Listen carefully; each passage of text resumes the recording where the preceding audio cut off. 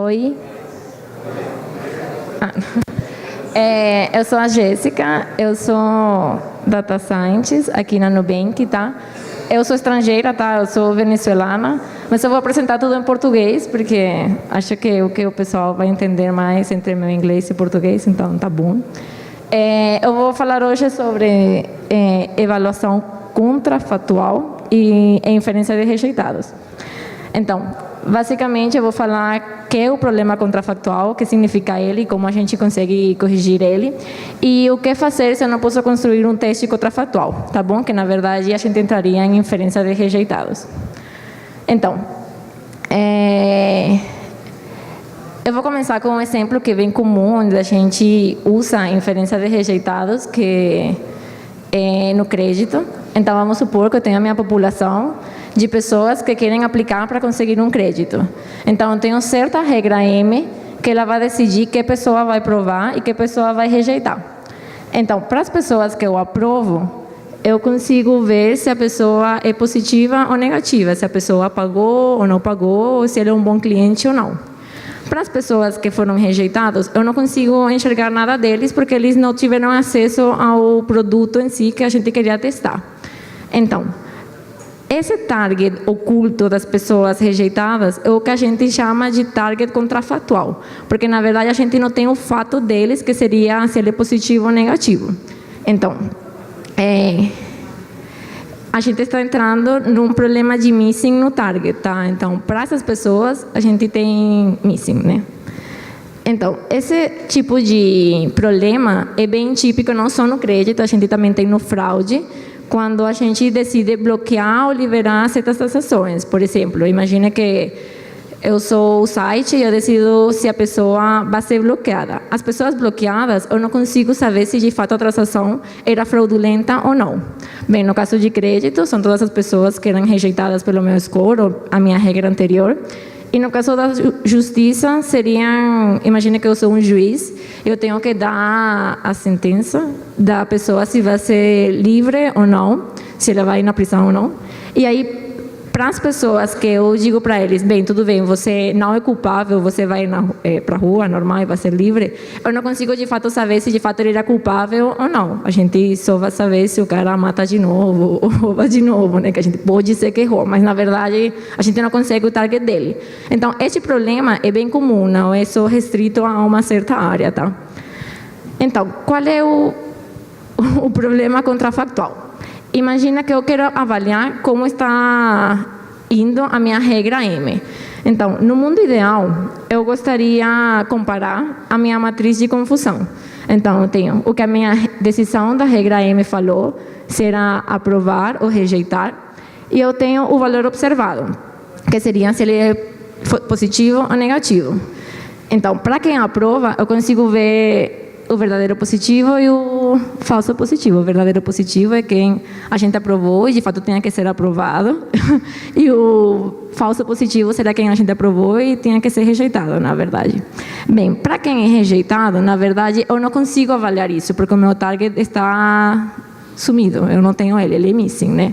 Então, na verdade, eu não tenho uma estimativa de quanto o meu modelo está errando para a parte que eu rejeito. Então, vocês podem pensar, legal, tanto faz, eu não quero porque o meu modelo é super perfeito e eu estou aprovando as pessoas que de fato eu queria. Mas se isso fosse verdade, a nossa taxa de falso positivo seria basicamente zero, então, tipo, o meu modelo seria ótimo. E eu não precisaria nem avaliar, nem trocar, porque tudo é perfeito e não é assim. Então, o outro problema, eu quero trocar a minha regra M, eu avaliei de certo jeito e digo, minha regra M já não está funcionando mais. Eu gostaria de trocar ela por uma nova regra M estrela, desculpem. Aí, com qual dado eu vou treinar? Então, eu posso pensar, bem, eu tenho uma população grande de pessoas que eu aceitei, que de fato eu sei qual foi o target verdadeiro, positivo ou negativo deles. Então, eu vou usar eles para treinar, só aqueles que têm target. Mas se eu faço isso, na verdade, eu estou dizendo que a minha regra M estrela vai decidir depois da regra M? Não, eu não quero isso, na verdade. Eu quero aproveitar tanto as pessoas que eu estava classificando errado como para aceitar, como as pessoas que eu estava rejeitando, mas na verdade deveriam ser aprovadas, que é o meu falso negativo. Então, não, eu não quero fazer isso, né? Então, será que eu quero incluir essa informação dos rejeitados pela regra M? Então, poderia dizer que sim, eu quero incluir isso. Como incluo? Então, esses dois problemas têm uma solução bem simples, entre aspas, que é desenhar o teste contrafactual. Então, o que eu vou fazer como eu construo esse teste? Eu pego a minha população, que a minha regra M deveria rejeitar, bem que é rejeitada, né?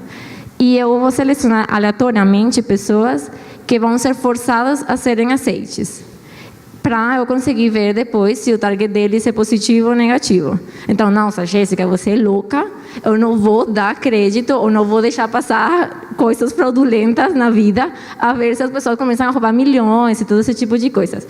É teste controlado, tá? A gente tem que decidir quanto é que a gente consegue arriscar, quanto que eu acho que é considerável de eu perder. Então, tipo, eu vou dizer, tudo bem, eu estou achando que, das minhas pessoas rejeitadas, 30% de fato são pessoas que vão defaultar. Então, eu desenho de um jeito que, do 30% esperado, ou do pior caso, que todos eles fossem defaultores, tudo isso para perder de um jeito que a empresa não se sinta tão prejudicada na hora de fazer o teste, tá? Esse teste tem algumas características. A seleção tem que ser aleatória, mas não precisa ser 100% aleatória, tá? Eu vou explicar direito isso. Vamos supor que a gente tem um score de fraude e, dependendo da faixa onde essa fraude entra, o score está entrando, eu consigo saber se o fraude é mais leve ou mais forte. Então, dependendo da faixa, eu conseguiria dizer quanta proporção eu quero de fato aceitar ou não. Então, se eu sou uma empresa, eu posso dizer, as pessoas que estão muito mais perto do meu ponto de corte, eu posso aprovar mais pessoas nessa faixa que as pessoas que estão bem longe do ponto de corte. Então, a gente fala, vai ser aleatório, mas não 100%, vai ser aleatório entre as faixas, mas não vai ser aleatório no range inteiro, sim? Deu para entender? Legal. Então, e o que eu falei, a gente tem que calcular com cuidado quais são os custos do verdadeiro negativo esperado, para a gente não terminar quebrando a empresa ou todo mundo ficar sem dinheiro, tá? Então, legal, da hora, eu quero fazer o meu teste lá, vou falar para a empresa e vou dizer, a partir do mês que vem eu já desenhei e vou fazer o meu teste. Mas a gente tem um tempo que precisa esperar para ter o target. O target, não em todos os casos, ele vem imediato. Não, no dia seguinte, eu não consigo todos os targets para gerar uma amostra suficientemente boa para fazer um modelo novo. Então, por enquanto, o que eu vou fazer? Então, eu vou fazer uma inferência, tá? Então, a gente tem que, na verdade, responder a pergunta do que teria acontecido se essa população tivesse sido aceitada, desculpem. Seriam casos positivos ou negativos. Então, eu vou pegar a minha amostra de rejeitados que eu já tenho e eu vou tentar responder essas perguntas, tá? Enquanto o teste está lá rodando, ou se vocês nunca quiserem fazer o teste, ok. Tá bom? Então, eu vou, na verdade, inferir o target para os rejeitados. E é aí onde entra a inferência de rejeitados, tá? Então, eu vou explicar duas metodologias que são comuns na hora de fazer a inferência do target, tá? Mas tem outras mais que podem ser usadas. Eu só simulei duas para vocês terem uma noção, mas na literatura tem muitas mais, tá? A primeira é single imputation. A gente começa com a nossa população com a nossa amostra de aprovados. Eu vou fazer um modelo supervisionado, porque deles eu tenho o meu target, e eu vou fazer a inferência para os rejeitados. Simples assim. Qual é o problema se eu faço isso? Só isto. Eu estou assumindo que os meus rejeitados têm a mesma distribuição dos aprovados. Então, esse modelo com o que eu estou fazendo a inferência está sendo suficientemente bom para eu colocar o target nos meus rejeitados. E na vida real isso não é assim, porque se fosse assim, a minha regra M não tivesse existido desde o início, ou seria aleatória, na verdade, seria bem aleatória, e não precisaríamos, na verdade, da imputação, porque já com a amostra dos aprovados seria suficiente, tá bom?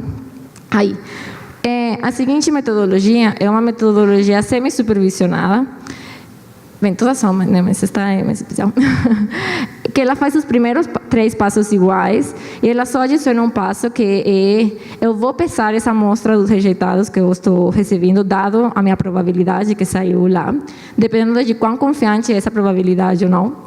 e eu vou incluir essa amostra de rejeitados junto com os aprovados e vou voltar no passo 2 até ele convergir.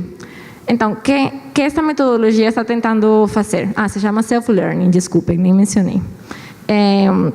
Ela está tentando, na primeira iteração, ela disse, ok, a gente só tem os aprovados, vamos lá com eles, infere para os rejeitados que eles são mais próximos, ou, pelo menos com esse modelo inicial, pensou que eram mais próximos os aprovados, cria o target, coloca um peso para eles, porque eles são mais parecidos os aprovados.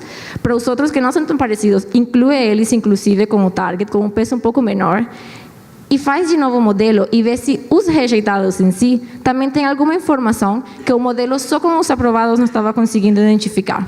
Então, vamos supor, a minha regra M é se a pessoa tem menos de 30 anos, ela vai ser rejeitada, e se ela tem acima de 30 anos, ela vai ser aprovada. Então, o meu modelo quando eu faço o single imputation, que é só do passo 3, possivelmente idade, pode ser que entre, pode ser que não, mas não vai discriminar para os rejeitados, né? Porque no início ela não vai saber que, na verdade, para baixo de 30, nem vai estar na distribuição das variáveis, na verdade, não vai nem existir. Então, ela vai fazer a inferência normal. Quando eu incluo ele depois na minha amostra, pode ser que ele veja, opa, já vai. As pessoas que... Já vai, desculpa, não é já vai, opa, espera. As pessoas que têm menos de 30 anos ou perto de 30 anos, será que são boas ou ruins? Então, essa variável poderia entrar mesmo no meu modelo de inferência e ir aprendendo com isso. Porque na minha amostra de aprovados, essa distribuição nem existia. Então, quando eu incluo os rejeitados, ele tenta conseguir esses comportamentos faltantes que a gente não conseguia enxergar. Tá bom? Se alguém tem alguma dúvida, pode perguntar agora no meio, está tudo ok, tá? Aí, super da hora. Esperem, desculpa, falta uma parte. Como eu crio meu target no meio do caminho? O passo 3 é fazer a inferência para os rejeitados, mas na verdade o meu modelo, ele solta uma probabilidade de ser bom ou ruim. Então, tem 3 tipos básicos de como eu construir de fato o meu target binário. O primeiro é Fuzzy, onde eu vou duplicar cada observação dos rejeitados. Aí, uma das observações vai ser o target 1, mas eu vou ponderar ela com a probabilidade dele ser 1, de fato. E a seguinte linha vai entrar com target 0, mas com probabilidade dele ser 0. Então, na verdade, os meus rejeitados, eles continuam entrando com peso 1, porque é a soma dá 1, mas cada um com o target atrelado a eles, tá bom? O parcelling, ele o que vai fazer é gerar um número aleatório entre 0 e 1, e ele vai ver se esse número aleatório é menor ou igual à probabilidade dele ser 1, então o target é 1, caso contrário ele vai ser 0, tá bom? E o limiar, que é o mais comum, a gente define um threshold, e se a probabilidade de ser 1 é maior ou igual ao limiar, ele vai ser 1, e caso contrário ele será 0, tá bom? Aí, uma vez que a gente faz esse target, ele entra na minha amostra de rejeitados e continua fazendo o meu modelo normal de inferência, sim, de score. Aí, legal, eu fui lá, sou super boa data scientist, criei o meu algoritmo a minha metodologia, já tem um target lá, da hora, como eu sei se de fato esse target é bom? Eu não tenho ninguém para comparar. Então, no caso de eu não ter dados do teste contrafactual, o que a gente faz é tentar ver informações do mercado. No caso de crédito, a gente vai para birôs. No caso de fraude, a gente tenta ver se outras, como se fosse um birô de fraude, como estão se comportando em outras empresas esse tipo de fraude. E assim, a gente compara. Se a gente não tem esse tipo de informações, a gente é novo e tudo isso, bem, a gente não sabe. Imagina, a gente vai ter que ter um intuito lá, porque eu acho que está bom o meu modelo, dei uma olhadinha e tudo está certo, mas senão a gente não consegue ver. Com os dados do teste contrafactual, eu vou conseguir comparar esse target inferido com a minha amostra de rejeitados, que de fato vai ter o target real. Na verdade, na prática, se a gente tem o teste contrafactual, o que a gente pode fazer, na verdade, é uma opção, é só reponderar os rejeitados para eles entrarem no modelo com a distribuição certa dos rejeitados, tá? A gente não precisaria inferir o target. Se a gente quisesse de qualquer jeito inferir o target, a gente não, como a gente sabe que as pessoas foram rejeitadas, a gente poderia usar a amostra dos rejeitados para fazer o modelo de inferência de rejeitados. Aí não teria problema, um single imputation funcionaria muito bem, ou bem, pode tentar os outros, porque o self-training, na verdade, se eles vêm da mesma distribuição, ele converge bem rápido. Na segunda iteração, ele não consegue diferença das variáveis se ele para na segunda iteração. Então, vira o mesmo modelo, tá? Sim? Sim. Tá bom. Então, eu vou mostrar um exemplo bem simples, assim, não é nada, na verdade, da vida real. Bem, a base acho que é da vida real, porque é de uma competição do Kaggle, que é Give Me Some Credit. A gente tem nessa base 150 mil linhas, IDs únicos, e a gente tem 10 features mais o target, e o target é default nos próximos 2 anos, acho que nesta base. Aí essa base, na verdade, todo mundo é aprovado, todo mundo tem target, e tudo funciona direito para fazer a previsão, tá? Mas aí a gente definiu uma possível população de rejeitados para a gente fazer o teste e ver o que estava acontecendo, tá? Então, a gente definiu como rejeitado, neste caso, se a idade era menor ou igual a 30 anos, ou se a renda era menor ou igual a $2.000. Aí, a minha amostra de aprovados, o default deles ficou em 6%, e para os rejeitados ficou em 9,75%. Então, tem uma diferença, a gente poderia pensar, seria uma regra boa para ser rejeitado, mas não, é só simulação, tá, pessoal? Aí, bem, a gente rodou nossos testes, então, o target real é 9,75%. Quando a gente faz o parcelling, o default é... Então, vou voltar. Parcelling e FOSSI é só para single imputation, tá? Porque se a gente faz para self-learning, a gente não consegue garantir que o algoritmo vai convergir, tá? Por teoria de self-learning, tá? Aí, então, Parcelling e FOSSI, eles só usaram a amostra de aprovados. Então, esse default rate é... Eu criei o meu modelo de só aprovados, olhei como o target saiu, construí ele, gerando o meu número aleatório, ou duplicando a base. E esses foram os default rates encontrados, tá? Então, quase 41% para Parcelling e para o FOSSI 36%, que é o menor dos default rates que a gente estimou. E para Self-Learning deu um default rate de quase 43%. Então, nessa metodologia, eu ponderei só para eu ter equilíbrio entre falsos positivos e falsos negativos, tá? Então, por isso, deram estes default rate, tá? Então, a gente pode ver que os falsos positivos são bem, e falsos negativos são bem equilibrados. A gente ainda está estimando muito bem uma das classes e a outra muito ruim, tá? E aí vocês podem pensar, nossa, Jéssica, que horror, eu nunca vou usar inferência de rejeitados porque ele está ficando muito longe da realidade. Ele não está nem perto, a gente está estimando um erro muito grande. Mas, na verdade, se a gente construísse o modelo padrão, que seria, eu pego a minha base inteira, isso é para base de teste, tá? São os resultados para base de teste. Eu pego a minha base inteira, eu construo o meu modelo com aprovados e rejeitados com o target real que eu sei, né? Porque a minha base tem. E dependendo do meu ponto de corte que eu defino lá, que ele é o ótimo, eu defino que quem esteja embaixo desse ponto de corte, o target vai ser ruim. Se eu defino essa regra para os meus rejeitados, o default rate dele fica 38%. Então, inclusive, se eu usasse o target real para fazer o meu modelo, essa população seria bem difícil de eu achar um default rate parecido com o que a base está dando. E aí, a gente tem um falso negativo bem pequeno e um falso positivo um pouco maior. Tá bom? Aí, só mencionando, para o FOSSI, ele duplica a base, na verdade. Então, não tem um target único para cada rejeitado. Então, o que a gente fez foi considerar o threshold de 0,5 e fez para vocês terem uma noção de como estaria entrando, mas, na verdade, ele entra duplicado, tá? Só para esclarecer. Aí, então, como ficaram os AUCs? Então, para a amostra de aprovados, eu só vou falar da validação, porque o treino não conta, né? Ficam mais ou menos todos bem parecidos, na verdade. Os AUC ficaram de mais ou menos 76%. Então, para os aprovados, obviamente, não vai dar muita diferença, porque eles entram do mesmo jeito em todas as amostras. Então, se eles dessem muito diferente, ia ser um pouco estranho nos meus algoritmos, tá? Eles vão dar um pouco diferentes, tá? Mas a gente não espera que a diferença seja muito grande para eles, tá bom?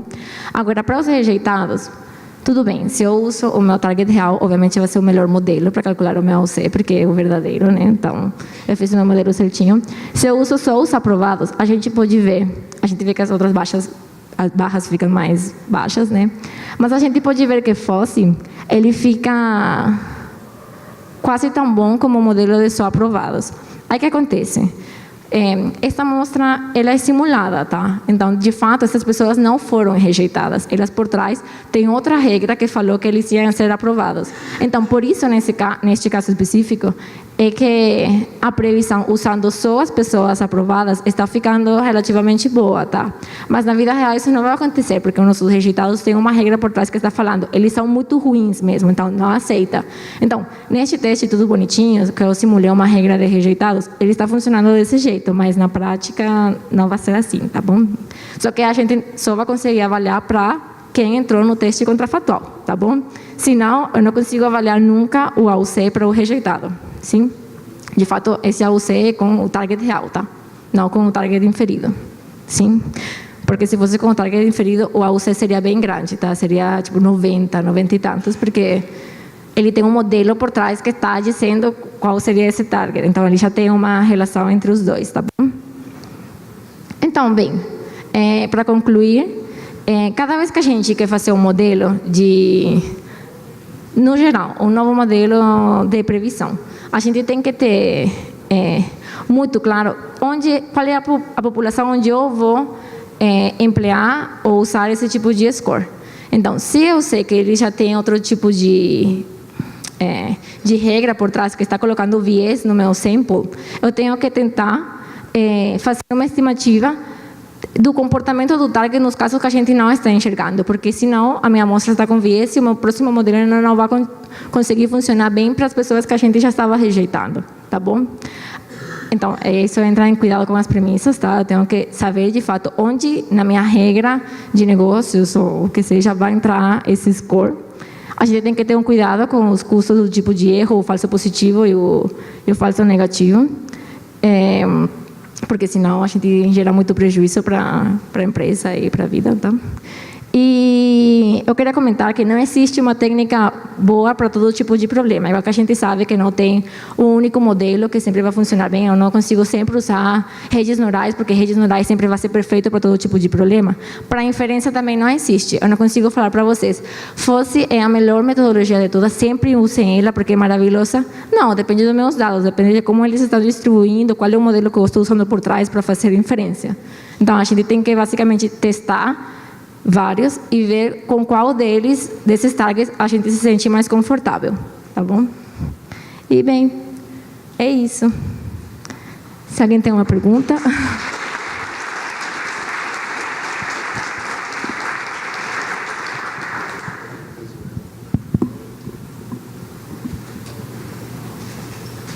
Alô? Bom, vamos abrir para as perguntas. Quem tiver perguntas, levantem a mão. Perguntas ali.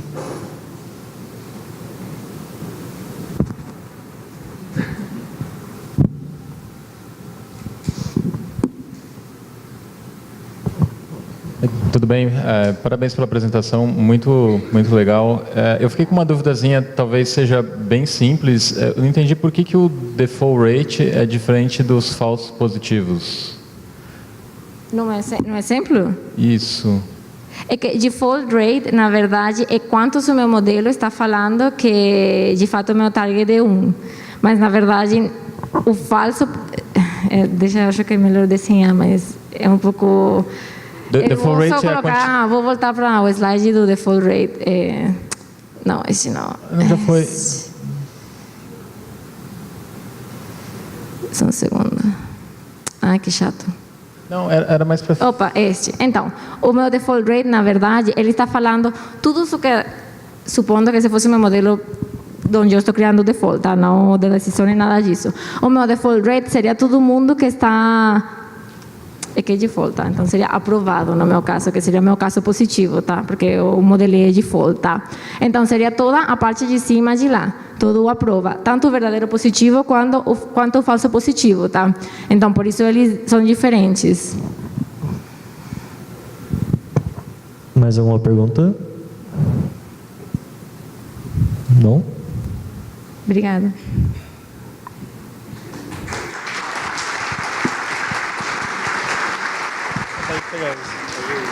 Pode deixar ali, ó.